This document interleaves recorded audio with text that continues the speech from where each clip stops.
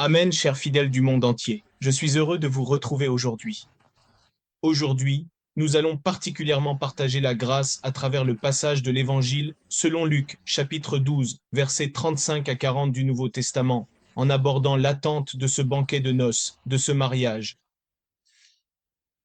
Lorsque Jésus parle en parabole, il décrit l'attitude de ceux qui attendent l'arrivée de l'époux et il dit « Restez éveillés ».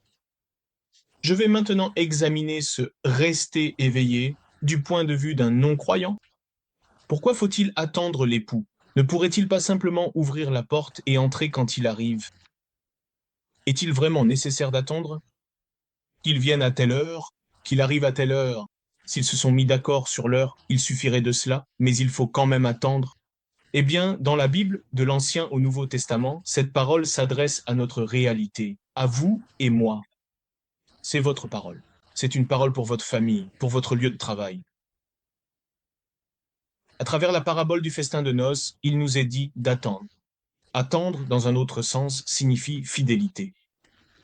À partir de maintenant, nous allons approfondir un peu plus. Quel est le cœur de l'armée? C'est la loyauté envers la nation. On y consacre sa jeunesse et on part au front. Pourquoi y va-t-on? Parce que grâce à moi, notre pays est protégé et c'est moi qui le défends. Alors, est-ce que seuls certains y vont? C'est un devoir. En Israël, même les femmes y vont. Le concept est un peu différent de celui des États-Unis, qui apportent leur soutien. Ainsi, pendant une certaine période, on fait preuve de loyauté et de dévouement à l'armée durant sa jeunesse. Dans le passage principal, il est question d'un festin de mariage, mais dans l'évangile de Luc, chapitre 12, à partir du verset 35, juste avant cela, il est question de l'homme riche et insensé. Puis Jésus dit de ne pas amasser de trésors sur la terre. L'homme riche et insensé. Le trésor, n'est-ce pas de l'argent? Après avoir donné ces deux paraboles, de quoi parle-t-il en troisième? Restez éveillés. Alors en quoi cet homme riche était-il insensé? Il a travaillé dur, il a fait des efforts. Vous voyez, c'est comme ça. Il y a ceux qui gagnent et amassent de l'argent, et il y a ceux qui le dépensent. Est-ce que vous comprenez? Un père a gagné de l'argent, la mère a aussi économisé, a travaillé dur, a acheté un appartement avec cet argent, a fait des dépôts et a beaucoup fait fructifier leur patrimoine.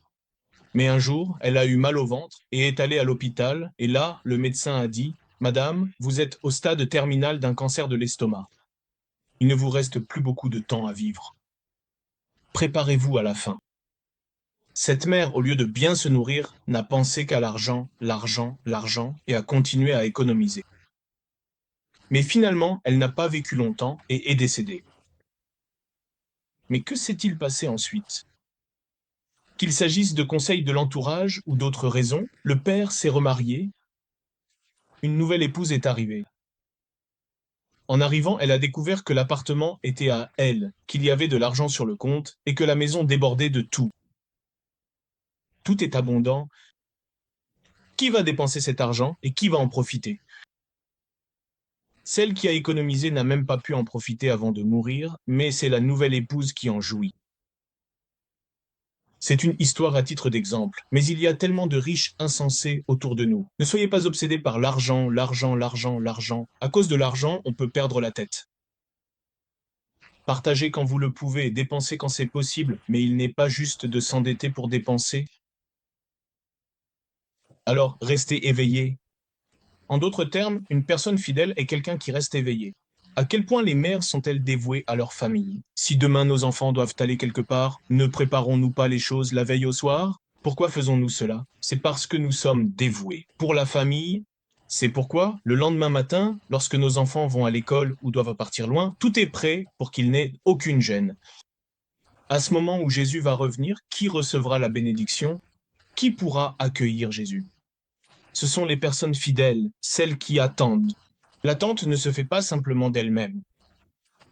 Puisque l'heure n'est pas fixée, nous ne savons pas quand l'époux viendra. Mais se préparer et attendre ce moment, cela n'est possible que s'il y a de l'amour. Alors, j'espère qu'en ce moment, à travers cette parole, vous recevrez la grâce de l'amour parental et de l'amour conjugal. D'où commence l'amour des parents pour leurs enfants? L'amour des parents commence par l'amour et leur confiance envers leurs enfants ne change jamais. Même si l'enfant est imparfait, même s'il va en prison, cela ne change pas. Pourquoi? Parce qu'ils portent l'amour en eux. Cette confiance qui naît de l'amour ne change jamais. Les couples, même s'ils sont proches et s'aiment, peuvent parfois divorcer ou se disputer. Pourquoi cela arrive-t-il? D'où commence l'amour entre époux? C'est un amour qui commence par la confiance. Mais dès que la confiance se brise, l'amour se brise aussi. Tout a commencé par la confiance. Cela a commencé parce qu'on s'aimait, parce qu'on se plaisait, mais la confiance s'est altérée. La confiance s'est fissurée. La confiance se brise. Alors, cet amour aussi finit par divorcer. Ils se séparent. Pourquoi? Même si tout allait bien jusqu'à hier, si aujourd'hui tout s'effondre, c'est parce que la confiance que l'on avait s'est brisée et donc l'amour qui en était le résultat se brise aussi. Seigneur, d'où vient cet amour, ce commencement? Cela vient de l'amour, parce qu'il est né de ses entrailles, parce qu'il est sorti de son propre corps. Tant que cet amour ne se brise pas, tant que cet amour ne change pas, on croit que même si son enfant est à l'article de la mort, il survivra. Moi aussi, l'année dernière, il m'est arrivé que mon fils soit entre la vie et la mort. Pourtant, même si je devais partir pour les États-Unis, mon cœur ne vacillait pas. Mon amour ne vacille pas. Il vivra. Il sera en bonne santé. C'est ainsi qu'en allant aux États-Unis, en bénéficiant de la meilleure médecine, mon fils a survécu et a retrouvé la santé. Tant que l'amour ne change pas, la foi que j'ai ne changera pas non plus. Regardez autour de vous. À l'hôpital, les larmes des parents et celles des enfants sont différentes. Les parents aiment leurs enfants de façon incommensurable. Même s'ils devaient mourir, ils ne mourraient pas. Pourquoi? Parce que leur amour ne s'est pas altéré. Alors, par quoi commence l'amour dans notre cœur qui attend aujourd'hui notre Seigneur? C'est pourquoi, en écoutant la parole, la foi naît, la foi vient en entendant. Et ce que l'on entend vient de la parole du Christ.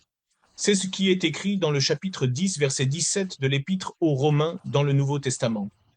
Ainsi, dans ce seul verset 17, Paul a exprimé de façon magnifique l'amour de Dieu, et il est dit que l'on croit dans son cœur pour parvenir à la justice, et que l'on confesse de sa bouche pour parvenir au salut. C'est ainsi que nous confessons cet amour dans notre cœur, avec notre bouche. Ainsi, les paroles qui sortent de ma bouche ont un pouvoir créateur. Elles sont vivantes, portent du fruit et sont irrésistibles. Restez éveillés. Dans quelle attitude devons-nous rester éveillés?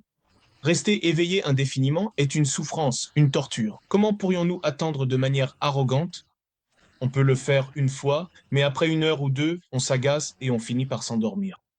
Mais essayez d'aimer. Le mari qui était parti loin rentre à la maison. Parce qu'on aime, on attend s'endormir toute la nuit. Pourquoi? Parce qu'on aime. Le retour de Jésus n'est plus très loin, parce qu'on aime. Il y avait 2 exemples préalables, le riche insensé et le trésor ramassé sur la terre. On parle de ces 2 choses, mais chers amis, quel est le point essentiel? Là où est ton trésor, là aussi sera ton cœur. C'est vraiment quelque chose de très important. Là où se trouve votre trésor, là se trouve aussi votre cœur. Parce que j'aime Rémi, je vais vers Rémi. Parce que nous aimons Rémi, nous envoyons également ce matériel depuis notre église. Puisque tu aimes Rémi, ne fais-tu pas une émission comme celle-ci et ne l'envoies-tu pas à vous tous? Ce n'est pas quelque chose qui m'a été donné par quelqu'un ou quelque chose qui a été fait pour faire ça par quelqu'un, parce que c'est bien, parce que j'adore ça. Amen. Que Dieu fasse que l'amour du Christ se réalise ici, parce que je t'aime. Amen. Si cet amour est corrompu, votre fruit sera corrompu en vous. C'est pur. 100%. Amen. J'ai envoyé un SMS à Naizawa il y a peu de temps. Naïja vient d'entendre notre émission. J'ai donc envoyé un SMS à Naïja et je lui ai dit « Je vais bien et je suis en bonne santé ». Et elle a répondu qu'elle allait bien et qu'elle était en bonne santé. Alors mange bien, fais bien ce que tu dois faire là-bas et reviens. Revenons et retrouvons-nous à Remel. Elle a répondu « Moi aussi ». J'ai aussi répondu « Moi aussi ». Je t'aime. Patrick, ce serait gentil si tu pouvais aussi envoyer un message. Alors, restez éveillés. Elsa, Judita, il faut rester éveillés. Pasteur Tino, il faut rester éveillé. Comment? Il faut aimer. C'est parce qu'on aime qu'on reste éveillé. À quel point une mère souffre-t-elle en donnant naissance à son enfant? Mais elle a aussi un deuxième enfant. Alors, s'arrête-t-elle au deuxième? Elle a aussi un troisième enfant, parce qu'elle aime. Après la douleur, un beau fruit naît pour moi. Qu'est-ce qui se crée à ce moment-là? Cela devient de la loyauté. Soyez loyaux. Comment pouvez-vous être loyaux? Quand on aime, on devient loyal. L'argent ne peut pas résoudre cela. La loyauté n'est possible que lorsqu'elle naît de l'amour. Alors, qu'est-ce qui se crée en troisième? On peut toujours être prêt. Mes amis, le fait que Jésus nous ait décrits comme des serviteurs ne signifie pas des esclaves sous nous, mais lorsque l'un des trois aspects les plus importants que possèdent ces serviteurs est résolu, tout est résolu. Qu'est-ce que c'est? C'est l'amour. Dans Jean chapitre 4, Jésus parle avec la femme samaritaine au puits. C'est parce qu'il y a de l'amour qu'ils échangent cette conversation. Mais la conversation devient plus profonde. À ce moment-là, Jésus aborde un sujet que personne ne devrait évoquer, un sujet qui pourrait vraiment causer de gros problèmes s'il était mentionné. Il lui demande d'aller chercher son mari. Vous savez, parler de la vie de couple, ce n'est vraiment pas facile, n'est-ce pas? Qui souhaite divorcer? Il y a beaucoup de personnes divorcées de nos jours. Parmi ceux qui écoutent ce message aujourd'hui, il y en a sûrement qui envisagent le divorce. Pourquoi veut-on divorcer? Il doit bien y avoir une raison. Maintenant, on a commencé par s'aimer, alors pourquoi divorcer? Jésus, la femme samaritaine qui cherchait désespérément à puiser de l'eau dans les régions tropicales chaudes, comme aux Philippines, n'est-ce pas? De midi à 2 heures, il fait tellement chaud qu'on fait une pause à ce moment-là. Travailler sous cette chaleur peut être si éprouvant qu'on risque même d'attraper une insolation. On parle ici du ressenti de cette femme. Je crois que ce message est peut-être ce dont votre âme a le plus besoin aujourd'hui. Va chercher ton mari. Qu'a répondu cette femme à ce moment-là? Mes amis, pour ceux qui sont mariés, pourriez-vous dire cela? Mais cette femme répond ainsi. Elle dit qu'elle n'a pas de mari. Non, en fait, elle a un mari. Qu'est-ce que cela signifie? Au fond de mon cœur, je n'existe pas. Le mari est le centre, il est la force, il est le commencement de mon énergie. Tout cela a disparu. Il n'y a plus de Jésus en cette époque. Jésus est celui de l'enfant qui travaille. Jésus est celui de mon entreprise. Autre chose a pris la place. Pourquoi veut-on divorcer? Parce qu'une pensée différente s'est installée. C'est pour cela que nous devons réfléchir profondément et prier devant Jésus. Si autre chose est entrée, il faut se repentir et retrouver sa place. Mes amis, quel est l'autre message profond ici? Jésus est d'accord avec ces paroles. Oui, j'ai raison de ne pas avoir de mari. Il était 5 heures. Je sais que 2, Jésus connaît nos cœurs. Pas même un seul. Même pas 2. 2, 3, 4, 5. Je vis actuellement dans ma 6e année. Cette femme est une femme débauchée. Sa famille, elle est actuellement en désordre. Avez-vous déjà vu une femme comme celle-ci autour de vous? Ce n'est pas seulement cette personne. À notre époque, il y a une place où Jésus doit entrer et vous connaissez vraiment cette place.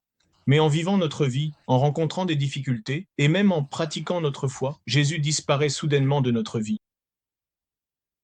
C'est ainsi qu'un peu de convoitise s'installe. Mais en écoutant la parole, on se rend compte que ce désir n'est pas juste non plus. Alors la trahison s'infiltre aussi, et à force, on finit même par se faire insulter. Cela descend. Une sorte d'attraction entre en jeu.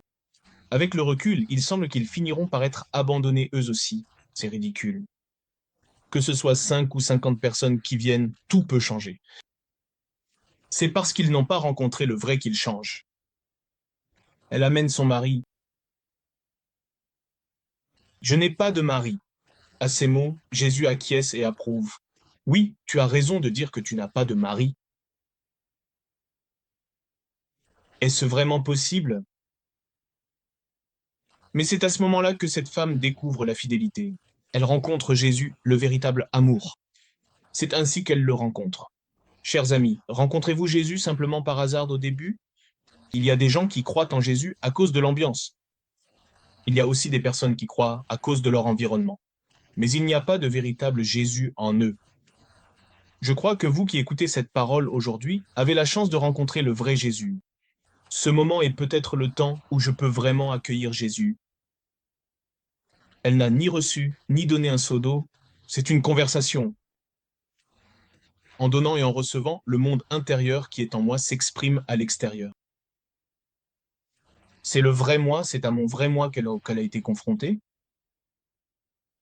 Elle a découvert son identité et sa vérité. Quand vous allez au restaurant, n'est-ce pas que vous passez une commande? Parfois, il arrive ceci. J'ai envie de manger une pizza maintenant, mais l'ambiance ne s'y prête pas.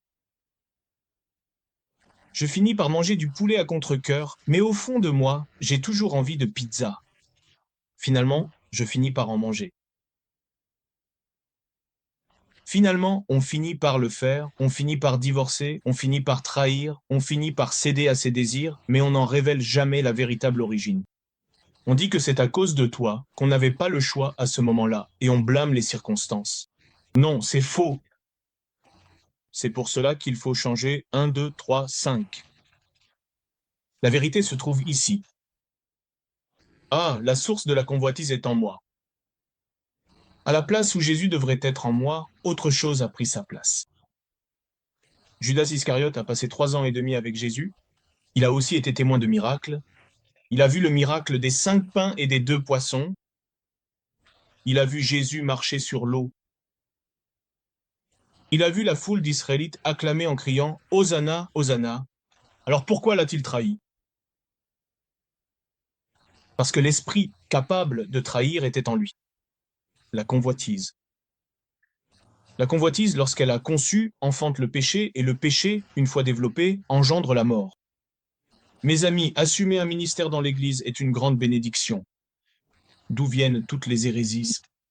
Elles viennent de l'Église. Il n'y a qu'une seule Bible, mais ils l'ont dénaturée. N'est-ce pas ce que Pierre a dit?